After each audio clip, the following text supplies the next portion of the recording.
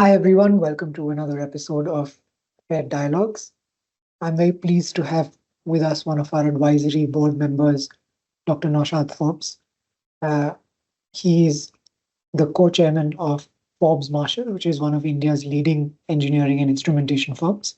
He's also received his bachelor's, master's, and PhD degree from Stanford University, where he then continued to be a lecturer and consulting professor for many years, from 1987 to 2004. He's also written a couple of books, the more recent of which is called The Struggle and the Promise, which is a fantastic book. I highly recommend it to everyone. And today we'll be discussing many of the themes that come up in his book. So, Naushad, I'll kick us off with a question about your own personal story, right? Why is economic growth important to you? How did you arrive at the idea that economic growth is important? What interested you in the topic? What part of your story? And if you could just tell us, that would be great. So, so first of all, Rahul, it's a real pleasure to be with you and doing this conversation, and I really hope it is a conversation. So we both don't we actually make comments, both of us. So, and uh, let me start with saying how I sort of got to that. Growing up, going to college, you come across data on GDP, per capita GDP, and so on. And when I was in college, I started reading more and more sort of stories about other countries. And in particular, when I was in college in the late 70s and early 80s, a long time ago, the country that was the world superstar in terms of economic growth at that time was Japan.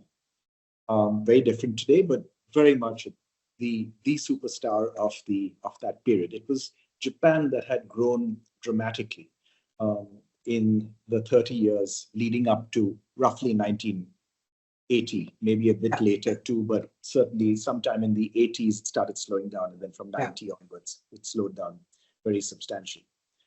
And the story of Japan was a story of economic growth, delivering outcomes for a society that was simply better.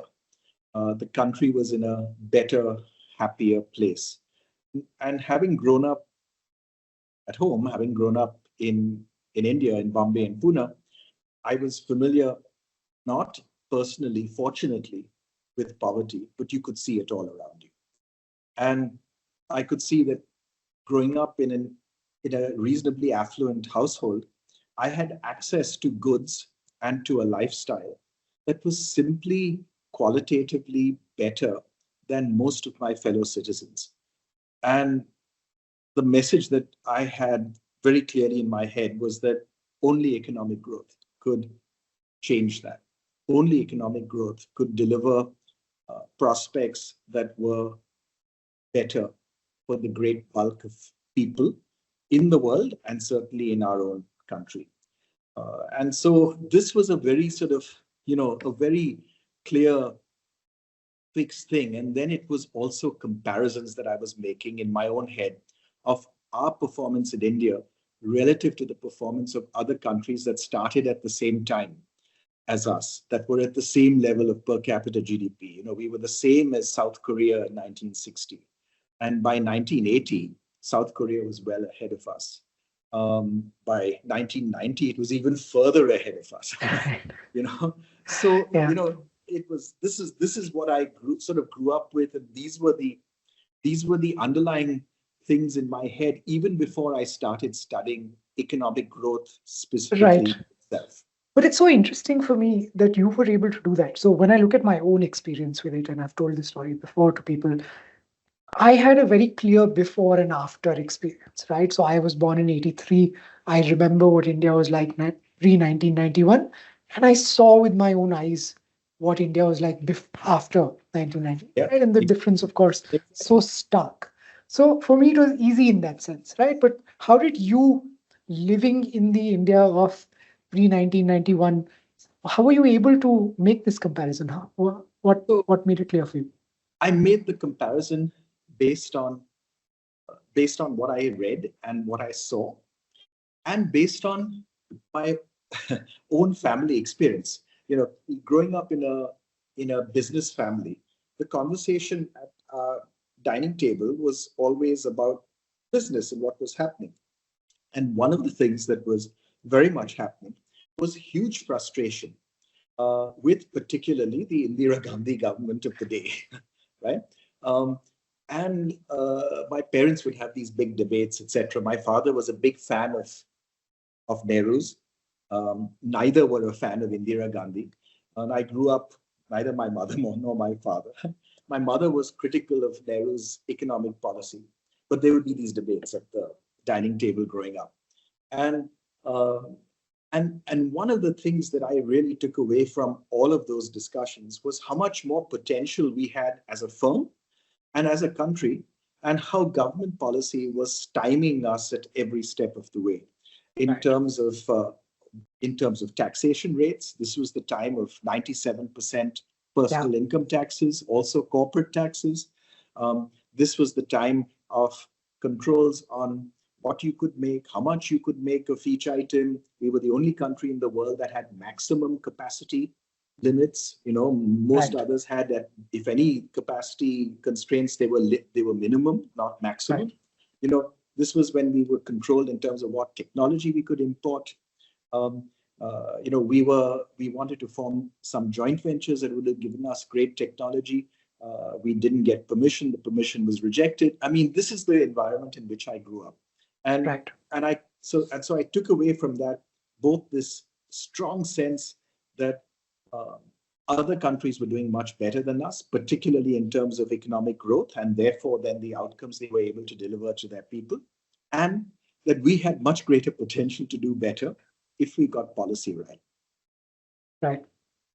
That's frankly, I mean, I think too much of the Indian ecosystem at that time was focused on defending the status quo, right? And there were, so I'm amazed that there were people like yourselves that saw this.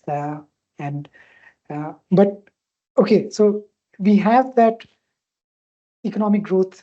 Your own personal connect with it comes from home, the business. In your book, you lay out a fantastic sense of why it's important at the national level, Yeah. and why it's so critical. How do you uh, convey it to people in a way that sort of makes them understand it? I loved some of the examples from the book, but you don't obviously have to stick to those. I'm sure you have many ways Well, in which you tell well, that. well, as I started looking, when I started doing my PhD, which was on technical entrepreneurship in India, um, I started doing more work, sort of looking at economic development. I took courses in economic development. I took courses in technology and innovation and its role in economic growth and so on. And I also read and heard a talk at Stanford by a person named Angus Madison, who you Oh, would who wow, you of would course. know well, very well. And Yeah. Angus Madison, as you know, spent his entire working life Yeah. doing this tremendously painstaking job of putting together, um, GDP data for different countries going back 2,000 years, Yeah. right? And progressively he started with doing it for the last 200 years for the developed world, and then he extended it to the last 1,000 years, and then he added developing countries, and then he ended up doing it for 2,000 years, Yeah. which is a complete labor of love, right? Yes. Um, Mind-boggling, actually, what he and achieved. quite amazing in terms Yeah. of how one person can, and his data and statistics are the data and statistics that even I think 15 years after his passing away, Yeah. we still use the Madison data, which is fortunately updated by the OECD and the institute where he worked, Yeah. on an ongoing basis as the source for GDP data, certainly historical GDP data. Yeah. Now, what did I take away from Madison's work? It's really the way in which the world changed as a result of the Industrial Revolution. That 250 years ago, the world was a pretty equal place. The richest country was probably depending on the data you use, 3 to 5 times richer than the poorest country. Today, the richest country is, I think I'm right in saying this, 300 times richer than the poorest country. So you have this tremendous increase in inequality over these 250 years. And that inequality is not because inequality worsened. It's because some countries figured out how to grow and grew consistently over long periods of time.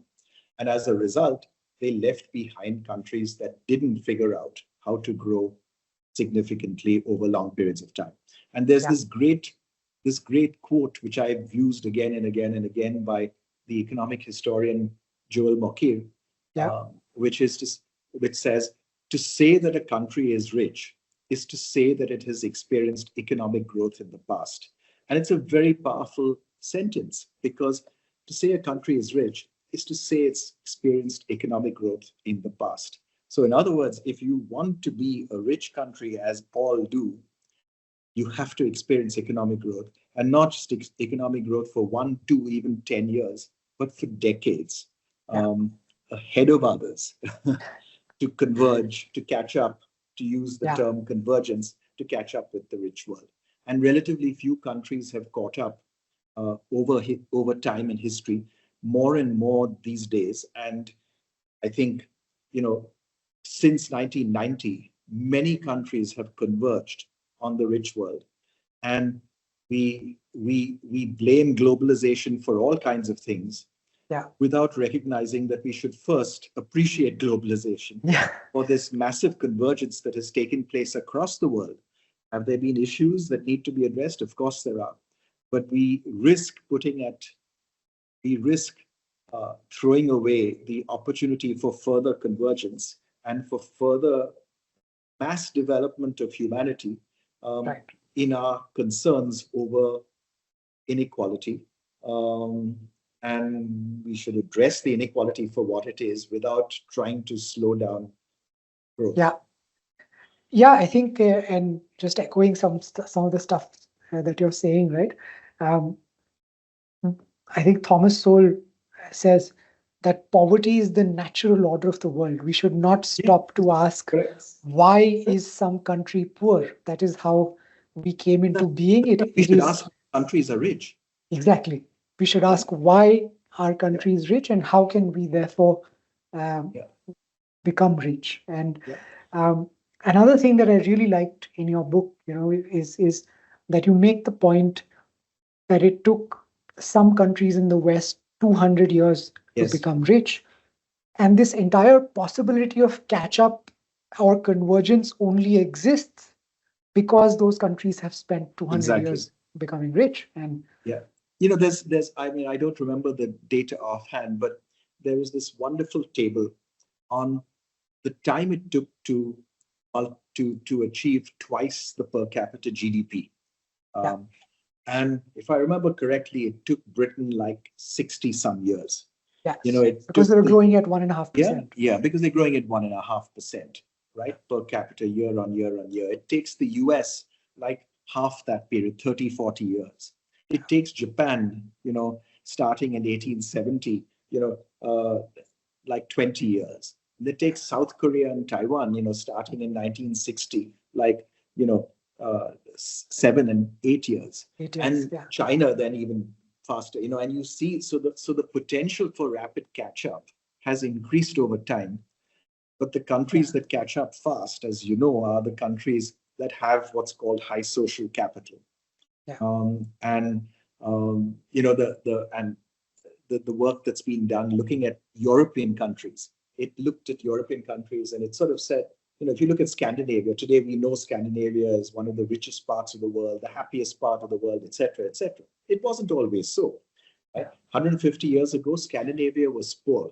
It was poor relative to the UK. It was even a latecomer to development and rapid development, as you know. And imperialism. They tried that too.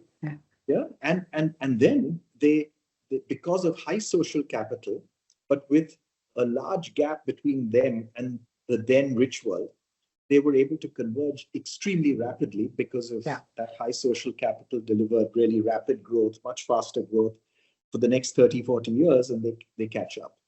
Yeah, and again, this is the point that you make, which I love, sort of that you see, and which we at FED make a lot, is that it's that the critical enabler for catch up is trade, right? Yes, Is is that somebody has spent some time uh, innovating and delivering something that is now higher productivity, and the fact that they are higher productivity increases your productivity because you are now able to trade with them, right? Like a shirt that you can sell to your neighbor in India or Bangladesh is worth only 100 rupees, but a shirt that you can sell to somebody in the USA is worth 500 rupees, right? And yeah, that's how you can just jump up in productivity without having to spend 200 years doing it. Um, very so, much. So the role of trade and therefore the role of openness in economic development is so powerful and again yeah, so badly understood. yeah, We again jump straight to the problems with world trade um, without first appreciating the huge engine of development and growth that it is. And yeah, it's an engine of development and growth for two reasons, right? As you know, I mean, it not only is a way in which you access much larger markets. yeah, So, you, especially if you're a smaller economy relative to huge economies, you can access a much larger market. But it's also a way in which you get technology. I yeah, mean, when people studied the single biggest, most important source of technology uh, for South Korea and Taiwan in the time when they were growing most rapidly, and China in the time that it was growing most rapidly. So South Korea, Taiwan, 60s, 70s, China, 90s and 2000s. Yeah, the single largest source of technology is is technical flows from demanding buyers. Yeah. right. So yeah, it's it's not copying, it's not R&D at that time. It's not investments in research by the government. It's not anything except technology flows from demanding buyers. I mean, that's the single thing, and you get it for free. You get it That's for very free. interesting. I actually didn't know that. Yeah, Yeah, yeah. yeah, so that's amazing. So what you're And saying is by the essentially, way, that's sorry, for the IT services business in India. That's how they grew, right? Technology flows from demanding buyers. that's very interesting. So if you're an IT service department, just to again, this is easier to understand because I started my career for 6 months in an IT company, is because if you're working with the Bank of America's IT Yeah, department, they are yes, helping you understand correct. what it What's is needed, that, yes, what's needed, and and you're then they're a delivering it. pain to deal with, right? I mean, I don't Yeah, mean Bank of America particularly, but sure. demanding buyers are a pain to deal with. But in Yeah, the process of the pain, you learn, and you learn for free. You don't have to yeah, pay for the technology. yeah, because they want you to have it so that they Yes, can yeah. So benefit they from the benefit trade. from your output to them. Yeah, Yeah, absolutely. Amazing.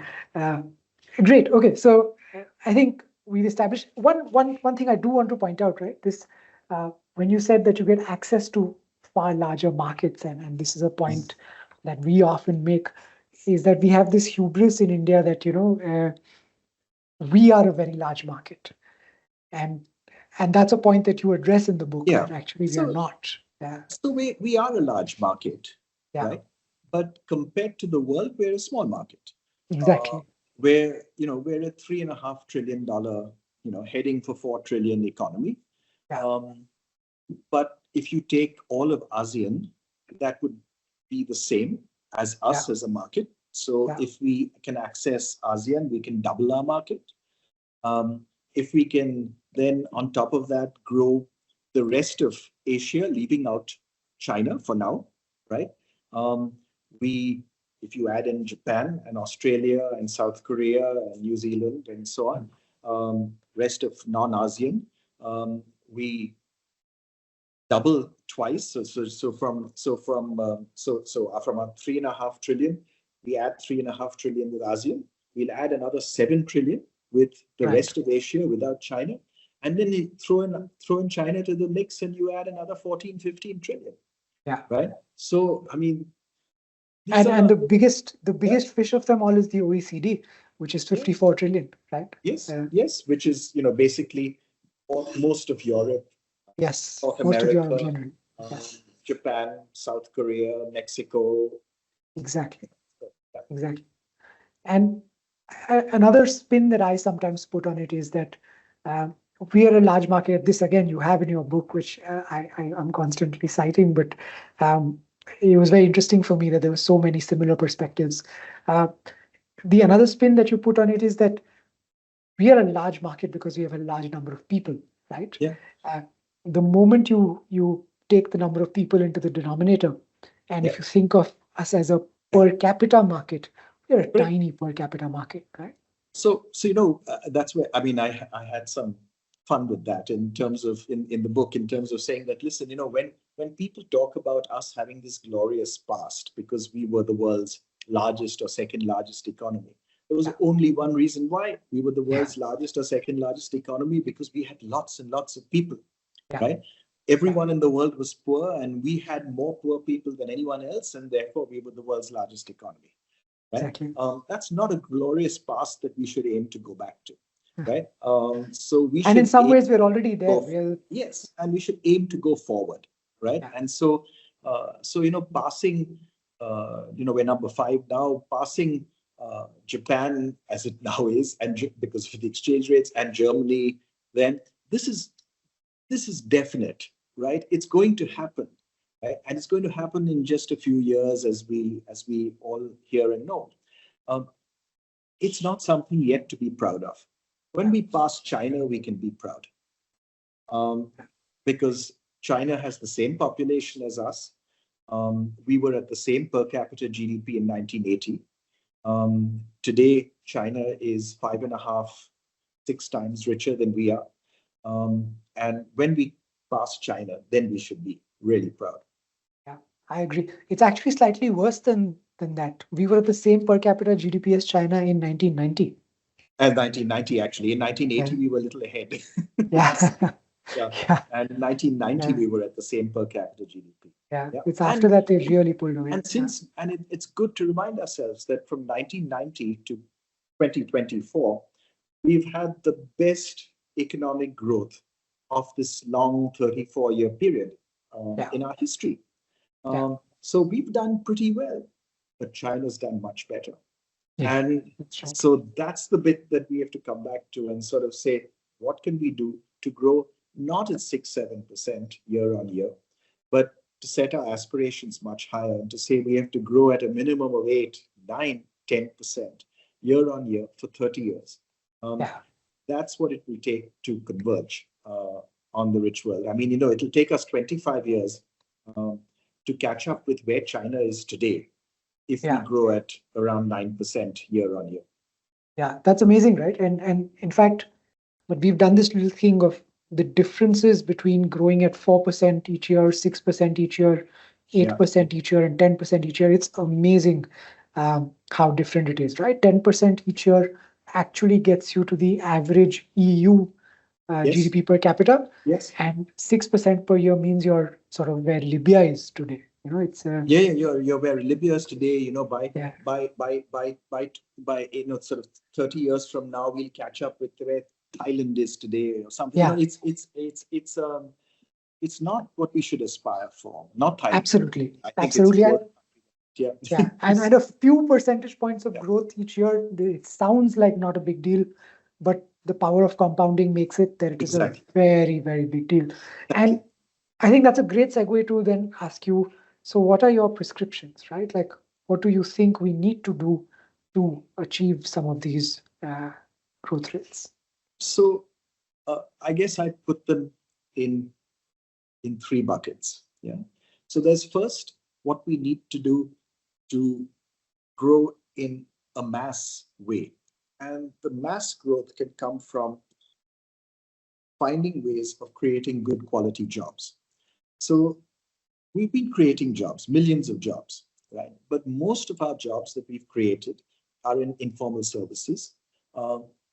They are good jobs relative to what people are moving from, which is landless labor, right? So if you're a landless laborer who's paid in kind, 1 of 50 million, as we used to have some years ago, right? um, working as a gig worker, delivering goods in bad conditions with no protection is huge progress. Yeah. Yeah. And, and living in a slum in a city, I mean, this is huge progress. So, I mean, Yes. it's a low benchmark, right? Yeah. It's a really low benchmark. But the problem with gig work is that the ability to increase and improve productivity in the long run is very limited. Yeah. Um, we know how to do it in manufacturing. This is the point of manufacturing as a source of good quality jobs. Yeah. At And large scale. Yeah. and large scale, Yeah. that so Bangladesh used to come in for all kinds of criticism, and we used to be very dismissive of it, right? In terms of saying, such terrible sweatshops, what horrible working conditions, etc. True, right? True. I mean, I don't want to take anything away from, the terrible conditions that existed, unsafe conditions in many cases.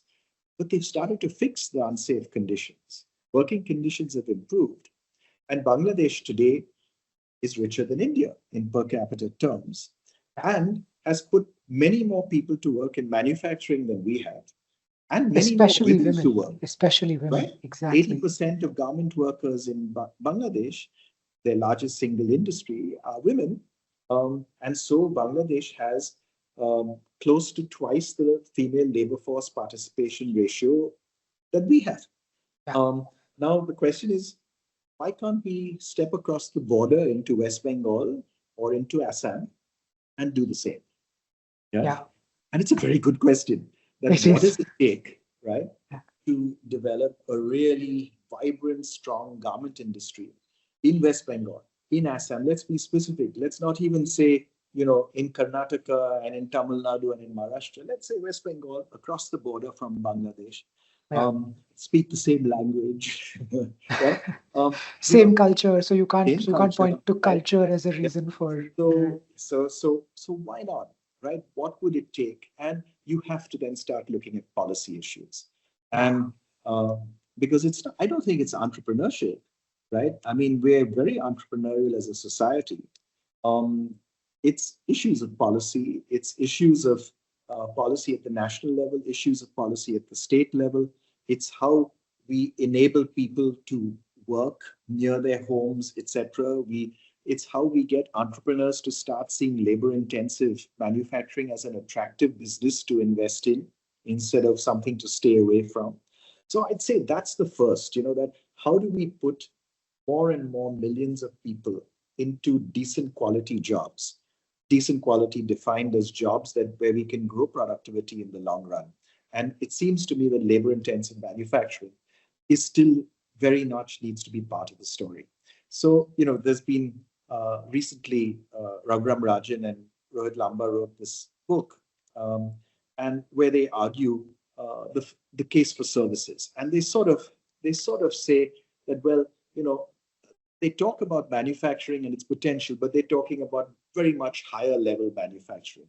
They're not talking about labor intensive manufacturing. In fact, they say explicitly a few times in the book that labor intensive manufacturing is not a source of future economic growth for India. And I disagree. I think it is because uh, every large country has shown that the single biggest source of economic growth was the movement of people from lower productivity occupations into higher productivity occupations. Yes. And that's an engine we still have the opportunity to run. Um, and a combination of labor intensive manufacturing and one big service, tourism, as the book says, Yes. the the thing that I would really strongly push. So if someone said to me, um, you know, uh, engage in the government with something that you are most passionate about, um, I talk a lot about R&D and innovation and all of that. Yeah. Frankly, I'd pick tourism. I'd say, what can we do to raise our tourist numbers, our foreign tourist numbers, from being country number, I think it's 25 in the world, in terms of foreign tourist arrivals to We get 1.2%, 1.2% of the globe's tourist arrivals. You know, 1.2%. Yeah. I was in Barcelona 2 weeks ago. Barcelona gets about as many tourists as India. Barcelona. Yeah. One city. Yeah. 10, 11 million tourists a year. I mean, Thailand, I think, gets 3 times as many tourists three as India times as does. many as us. France gets, 7 times as many as us. Yeah. I mean, these are and these are smaller countries. I mean, we have everything to offer. Yeah. If we get our act together, and if we focus on the right markets, we want affluent Westerners coming to India as tourists. Nothing wrong with wanting affluent Westerners, but there are a lot more. There are a lot more people in the world who can be potential foreign tourists than affluent Westerners. So we should look east. We should look at the entire Asian population. They're amongst the most vibrant tourist markets in the world, and they should be our source of a lot of tourist growth for many, many decades. Yeah. Right. So we've got that's labor-intensive Yeah. manufacturing and we've Yeah. got tourism. Yeah. Both of which I'm happy to report are FED, priorities. the FED areas of focus. Yes. Yeah. And Yes, that's exactly. why I think the work that you're doing is so wonderful. It's and doing it at the state level, because that's where it will need to happen. So that's what's so powerful. Yeah. The next big one is indeed innovation and technology in industry. Because we have to prepare for the future, right? Like, even if you've got big opportunities right now, but yeah. And also because of the particular nature of our industrial structure. Right. I mean, we have the industrial structure that we have. We have a more skill and capital intensive industrial structure than others. That's right. That are at our per capita GDP, Yes. at just under $3,000, etc. We have a much more skill and capital intensive industrial structure. If you want that kind of an industrial structure to really thrive, to grow at 15, 20% year on year on year for a couple of decades, we need to see much more investment in R&D, starting with in-house R&D by firms. So the numbers, which are in the book and which you and I have talked about, we invest. Indian industry invests 0.3% of GDP in in-house R&D. The world average is 1.5%. China's now starting to get close to 2%. When I wrote the book, and it came out just 2.5 years back, the number was 1.6%. They moved up to almost 2%, right? Yeah. In these 2 years. We've stayed at 0.3%, right? And so we need to scale our investments in-house R&D by at least a factor of 5. And that's the first thing. Unless Indian industry takes R&D much more seriously, unless we invest a lot more in R&D, whatever the government does, however good it might be, whatever it might do with research, and there's a lot that we need to do on the policy side there, it won't work. It has the work and the investment has to begin in Indian industry, and then it needs to be supported by the government, but not the other way around. Yeah, I absolutely agree, Naushad. I think, but the question I had for you when I was reading the book, and I'm glad that I'm getting to ask you in person, is especially if you think of it from an economics perspective, right? Like, it's follow the incentives, and something about the incentive structure or setup of Indian industry is not incentivizing firms to invest, right? Like, is it that the market opportunity is low? Is it that intellectual property rights are less? The payoff to investment, for whatever reason, people who are betting with their own money are saying, look, this is not a bet I want to place, right? And what is it about the setup that makes investment in R&D not a bet that people want to make? So the first thing is that it's not that people are getting R&D proposals which they choose not to invest in, right? So it's not that we're saying no to investment proposals. We're not developing the investment proposals because we think, many of us in industry, we think that we're actually investing in R&D. So I think the problem is a problem of perception. We do not see that there's a problem. And if we don't see that there's a problem, we won't try to address it. Right. So I would say that's sort of my conclusion from talking to lots of friends in industry. And through talking about this in industry forums and so on.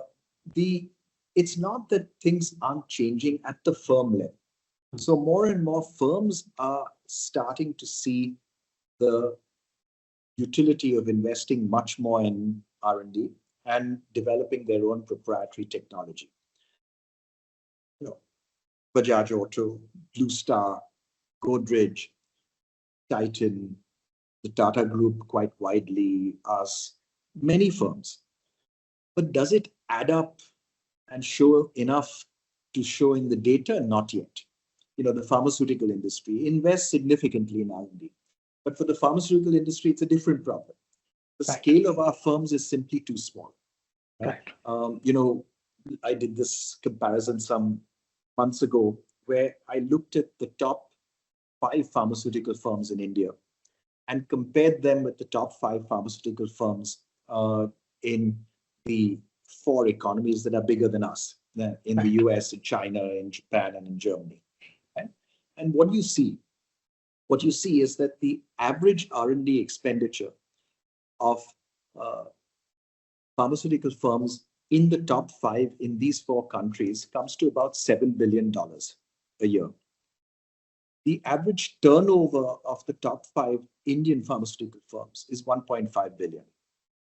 Now, if your turnover is 1.5 billion, you cannot invest 7 billion in R&D. And you just don't. It's not possible.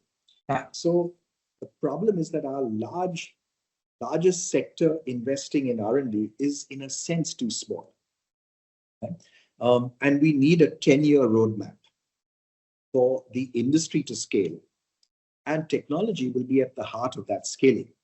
Because if you look by volume, we're the world's 3rd largest pharmaceutical industry by volume. By value, we're less than number 10.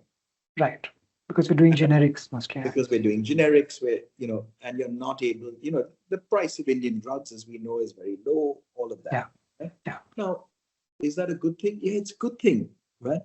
But if you want to build firms that can take on the world's pharmaceutical giants, we need a different approach. We need an approach where you would have the investment by the firm, you would have scaling by the firm, you would have support from the policy environment so that regulatory issues are much simpler than they are now. And there's all kinds of things that we need to do. And then we need to also incentivize firms in investing in R&D in a massive way.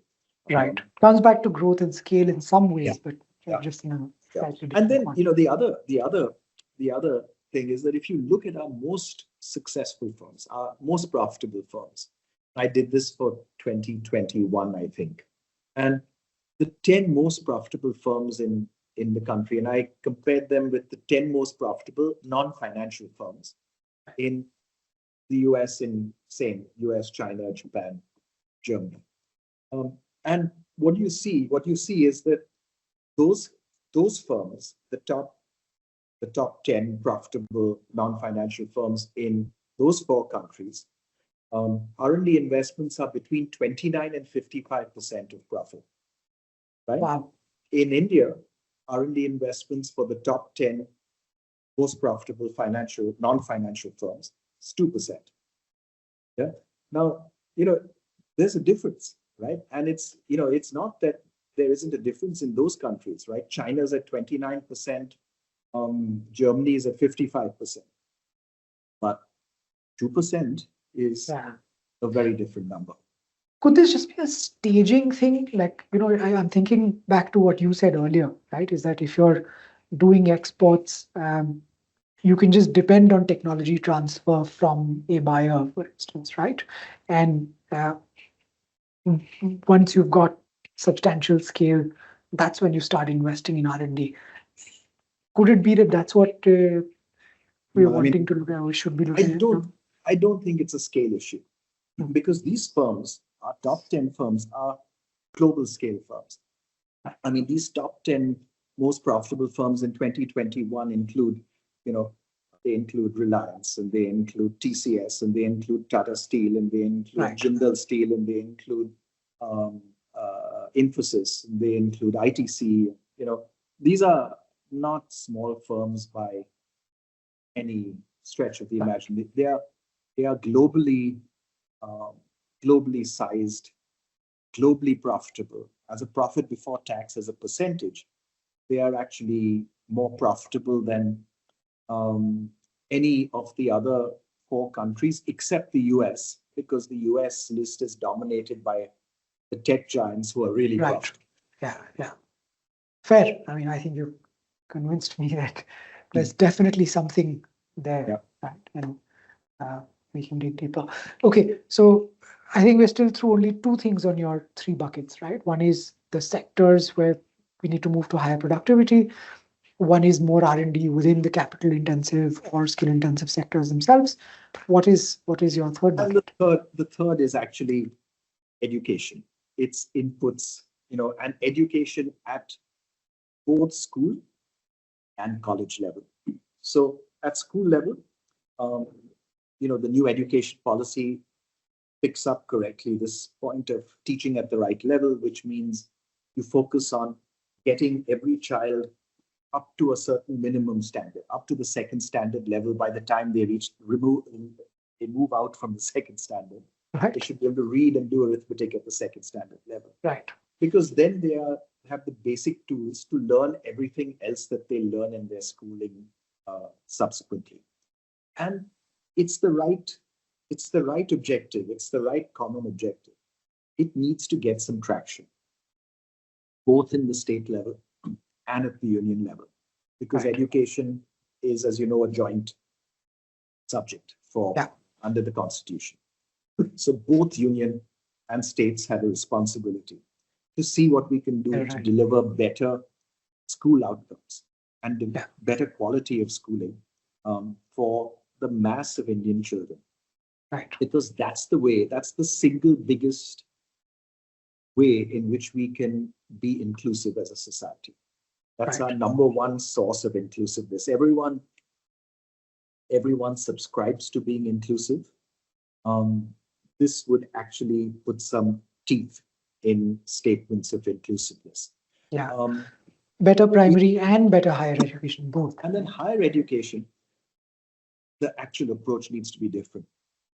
I mean, I'm a great believer, as you would have seen in the book, in markets. Yeah. And people like to focus on market failures. I like to say start by understanding what the market does and then fix the market failure. But don't start by fixing the market failure without understanding what the market's delivering. First appreciate the market for what it can do. And in higher education, it's starting to deliver. What's our biggest problem in higher education? It's quality. How is the market starting to deliver? Well, states like Maharashtra and Karnataka and Tamil Nadu and Andhra Pradesh, undivided Andhra Pradesh, now both Andhra Pradesh and Telangana, invested early in private higher education, especially for engineering. Yeah. Right? And we saw huge increases in the numbers of engineering students first being taken in and then coming out each year. And that's what gives us, over 1 million engineers graduating each year. Everyone agrees, serious problem with quality. How do you solve the serious problem with quality? One way is you try to do what we've been trying to do for the last 30 years. You try to regulate quality into the system. Yeah. Right? So you specify, as a college, we need so many acres of land, so many square feet, this Yeah. kind of playground, these kinds of facilities, Yeah. all of this. And those attempts to regulate quality into the system have all failed. Yeah. Right? So there's another way. And we should seek another way instead of trying to, if regulation hasn't worked so far, stricter regulation is not going to work. Probably not. Yeah. Right? So instead, rely on the market. Simply ensure that supply exceeds demand. Right. Right? That's the classic way in which you address things through a market solution. Right? Because if supply exceeds demand, the only way in which colleges will be able to fill their seats is if they improve quality. And that's what we should try and do. Yeah, and as you point out, that's partly what's happening, right? Like we have It's oversupply in happening. engineering It's colleges. happening. You know, Maharashtra can't fill its seats. Yeah. Karnataka can't fill its seats. Right? Now, the way in which the reaction is, hey, listen, because in response to lobbying from the education sector, it says restrict the number of new colleges. You shouldn't. Let new Absolutely. colleges start. Let And- the old colleges that are doing a poorer job vanish. Right? And what the state should do is it should provide an assessment of quality that is made public. Yeah. This is how the college is doing. Now leave it to parents and children to decide whether it's worth going to that college or not. Yeah. And even that may not be necessary, right? I think just, especially in higher education, a placement record is Yeah. what Exactly. kids and Yeah. parents really look for, right? And Yeah. if you can convince someone to hire your graduates, you're probably doing all right. Yeah, exactly. So there we have three things now, right? So we have and I'll call them the what of your prescription, right? Which is the sectors that we should try to improve: labor-intensive manufacturing and tourism, the R&D spend, etc., and education, right? And I think a theme that runs through all of these things in the book, although I don't know if you explicitly call it out like this, is that in most of these sectors you're asking for less regulation and less government, Yeah. but slightly more or better capacity, or doing fewer things, doing them better, right? And Exactly. I think on almost all of these, it's a very similar. So I would just request you, one, to elaborate on that a little bit, Sure. and then I want to ask you a follow-up question, which I don't know if was in the book or not, but that's around, okay, how do we get there? Like, it's that prescription of how to Yeah. get these things done, but like, how do we convince people to reduce things? How do we convince them Yes. to do that better? Yeah. So I love your second question, but I'll answer the hard one one. first. Yeah. Huh? So Yeah, please. So the first point, you're exactly right. I mean, my starting point is the same as many other people's. It's not. I'm certainly not either the first or the only or the best person talking about us having limited state capacity. Even our economic survey, written during the current government, has talked about state capacity issues and limited ability to deliver on the ground. And we keep claiming we're getting better and so on. But my argument is that, listen, let's start with the facts. The facts say that we have limited state capacity. And how does the limited state capacity show up? It shows up in us having the ability to formulate good policies, but not implement them effectively. And there are lots of gaps along the way. And second, it shows up also limited state capacity in us being, what's the word? In us being, we try to do too many things, right? We do not make policy with the assumption of limited state capacity.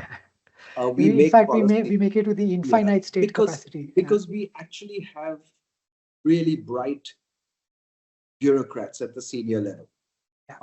And so those really bright bureaucrats formulate policy that is somewhat complicated. And then it's difficult to implement and doesn't give us the results we seek. We have the ability to carry out good projects from time to time in sort of a project, whether the project is organizing the Kumbh Mela or carrying out a national election for 1 billion voters and so on. Yeah. We do a great job for those projects. But the routine practice of government, of running schools or primary healthcare, or customs clearance for goods. Yeah, we struggle, right? So we should choose the simpler option and the less government involved option when we design policy. And I'll come to the how bit in a minute. So what I advocate through the book is whether it's in each of these areas, whether it's in employment creation, whether it's in education, or whether it's in R&D, pick the option that places a lower demand on state capacity. couple examples. The example of quality in higher education. Yeah. Right? You know, let the state focus its efforts only on a good public assessment system, right? And we have these state institutions, the IITs and the ISAs and so on, that are a wonderful public quality control on the wider system, because they are cheaper and better than most of the private system. And if private colleges want to attract as good a student as goes to the IIT, then they better do a really good job. And we should free them with giving them complete autonomy so that they can, the ones that want to, can try to do a really good job, and the ones that don't do a good job at all disappear. They go out of business. So we should use the market mechanism as much as we can. It won't work everywhere, but as much as we can. So we should limit our interventions to doing things that enables a sector to thrive with limited state involvement. So, for example, the state should not decide which technologies we should really are of interest to India. Because I'm not sure the state has ever demonstrated its ability to pick the right technologies in our history, right? I'm not talking about the last 10 years, I'm talking about the last 75 years. So, we've not demonstrated our ability to pick the right technologies. We've not demonstrated our ability to back the right firms. We've not demonstrated our ability to do the kind of detailed selection of a technology that says this is what India needs. Right? Yeah. And that's very critically different from, let's say, Japan or South Korea, right? Exactly, exactly. Or a Sweden or a Switzerland or whatever, right? Yeah. It's much more like the US in a sense, right? And we should recognize that and simply say, so we will not try to pick winners, whether the winners are firms or whether the winners are technologies or whether the winners are particular industries. And we'll simply, if we set up R&D funds that are available, let's award them on a peer-reviewed basis, on a competitive basis, right? And let the awards be done by groups of scientists and industrialists, etc., working together in a transparent way to award them, including a couple of bureaucrats, but not only bureaucrats, because then the bureaucrats will start saying, this is the technology we should back. I don't think they're qualified to say so, right? And I think we'll end up wasting money in a dramatic way if we follow that road. So that's the technology area, if you like. Yeah. And then for school education, it's a tougher call, right? Because for school education, it's both private and public that will have to play, the public systems that will have to play a role. I'm not one of those advocates in only a private system. I believe the public system has a role to play, even for higher education, like the IITs, ISAs, and so on. And for school education, definitely, in a remote area of the country, you still need a decent school, and only the public system will provide that. Only the public system can provide good, decent quality water supply in our cities. Only the public system can provide decent roads in our cities and connectivity between states and so on. So public infrastructure is where we need to focus. We're seeing that kind of focus today, certainly at the national level. And I think in a few more years, our physical infrastructure will be transformed. It's already much better, and it will continue to get much better. And that's very encouraging and an entirely legitimate, correct, useful, good state role. Can be executed in a project mode. Contracts can be awarded to the private sector. You can get the job done. All of that, very good. Right? But then don't get into the business of deciding, select technologies, which industries to promote. That's not what we're capable of doing. And certainly not which fields of study should be promoted, how many students should be admitted in which field. I mean, the state is not qualified to do this. And we shouldn't try to. So I used to say less state is better state. I've changed my mind. I think a more focused state is a better state, and a state that limits its areas of work to only a few areas and does those few areas much better is the better state that I would like to see. Now, how Yeah. do we do this? How do we? Yeah, that's Huh? the tough question, Yeah. right? Because I think I'm very much in agreement, and I mean, at least uh, some people will debate it, but to me, I think it's very much a settled question, right? I don't debate it internally. Yeah. That is this minimal state with Yeah. minimal public goods that has to be provided, has to be done well. But the question of how do we get there, right? Like, how do we Sure. convince this system? That's the one that I don't understand, and it would be great if you could Okay. give me your So, views. Yeah. so the how do we get there? So now one way of trying to get there is to do what Karthik Muralidharan is advocating. And he's got this wonderful, very long, very specific, and very valuable book out. Yes. Right? Like almost like everything that Karthik does. Yes. And Huh? I think all Yeah. of those adjectives will Yes, apply. correct. Huh? Yeah. And it's all about building state capacity. So he actually hates my argument because his whole, 700 pages of how do you build state capacity, and I'm saying design policy for low state capacity, right? And I don't argue with Karthik. I mean, should we try to build state capacity? Absolutely. But until we've built it as adequately as we should have, design policy for limited state capacity. That's my argument. So it's a limited argument. It's a limit. I hope we get there. As of now, we're not getting there. Yeah. Yeah. And we're not there. So the how. So I think there's change needed in how our bureaucrats think, our politicians think, and how we advocate, how as policymakers, what we advocate and what we ask for from industry. All of this needs to change to reflect limited state capacity, right?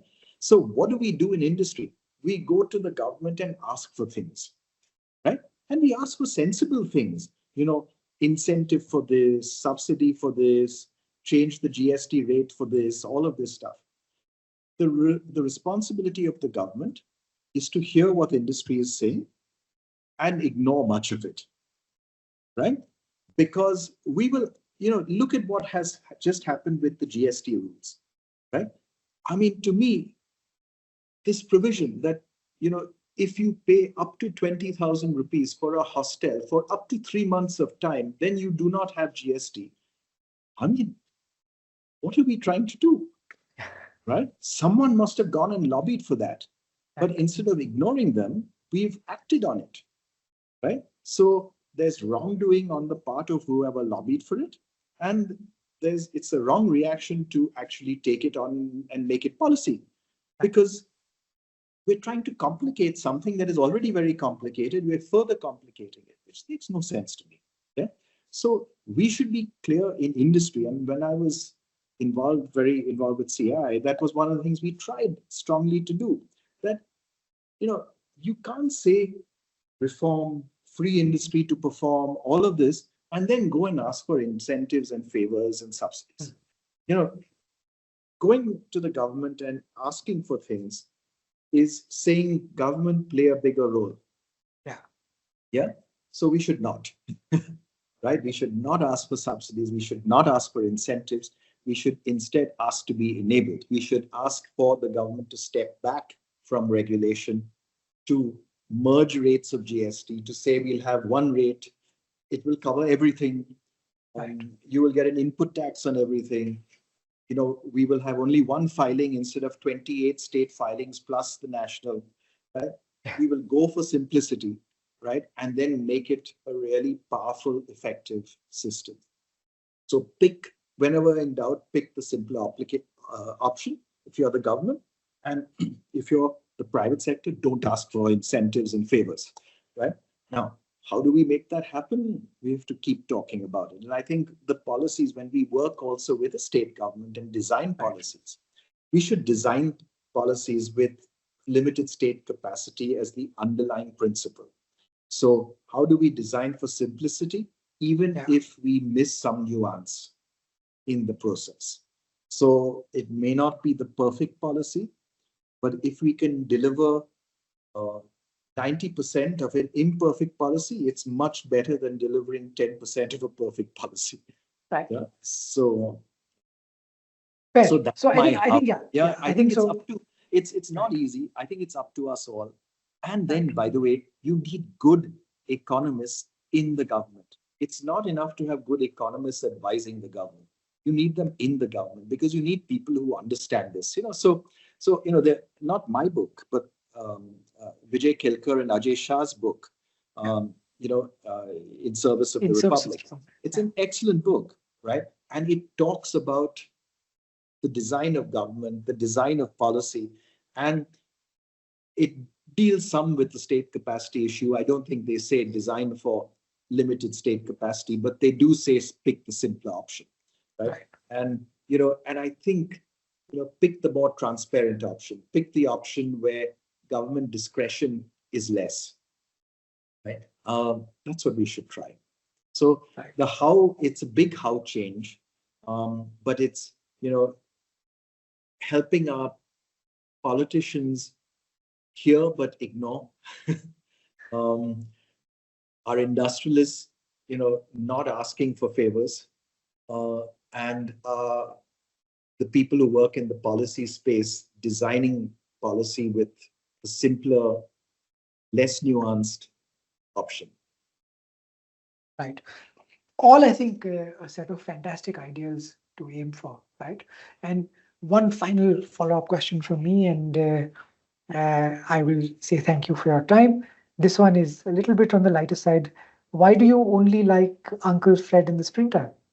Oh no, Woodhouse is the so- only Woodhouse quoted multiple times. I was looking forward to more Oh. Jeeves and Wooster or Smith. there are many. I mean, there's several quotes from Uncle Fred in the springtime. Maybe it's because I was rereading Uncle Fred at around the time that I was figuring out which quotes. And I've read the Jeeves and Wooster series and the Blandings Castle series that Uncle Fred is a part of at least 5 times or 6 times Yeah, in my I'm life. right there. Since I'm the right time there I'm with you. 12, 14 years old onwards. So, and it's one of my favorite ones. I'm right there with you. Yeah. I was just asking for the partiality, and thanks to you, I'm going to go and reread Uncle Fred. By the way, another what I time. recommend, which I did, I think after I'd read each of the books like twice, I read the whole Jeeves series and I read the Blanding series in sequence. Right. So, the first one and then the second one and then the third. In publication order. In publication order. And it's a good thing to do. It's an excuse to reread them all. It absolutely is. And you can see him, because I've done it, you can see him becoming better at his craft. Yes. And then unfortunately a little worse. Yes. towards Well, the I end. mean, he was, his last book was written when he was 93. Yeah. And if we can write as well as he was writing at 80 as when he was 93, we're doing very well. We are. Anyway, great. Thank you so much, Naushad. It was such an interesting conversation, and I look forward to sharing it with many people. Thank you Thank you so much for your time. a lot. Thank you. Bye-bye. Bye.